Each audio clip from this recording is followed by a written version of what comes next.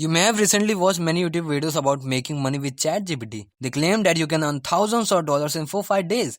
What they do is they make a script for their website, and after 4-5 days, they show that they have earned thousands of dollars in some days. Now, if you are thinking you can do the same and earn money, then you are just wrong here. Yeah, you can make a blog with ChatGPT, but it should get traffic. And for traffic, the website should be indexed with Google Search Console. And the fact is, it usually takes about 4 to 5 months. But the real truth is, a content generated automatically with any AI can be monetized with Google AdSense. You can see this in Google AdSense spam policy. This is a policy violation there. Another thing I see in videos that they show you can make a whole course with the help of ChatGPT. Now I feel that it's a scam here, because if you are going to buy a course which will be from an unskilled person, then it's not worth. These types of videos spreads bad practice of making content, and there is no easy money. You should make your own content with your own emotions and script. Another main thing is trending right now that it can replace programmers. Now let's take this with the example of calculators. When calculator came, people were saying that it can replace mathematicians because it can solve many problems easily and fast than any mathematicians. But the fact is, it helped mathematicians as a tool to work on even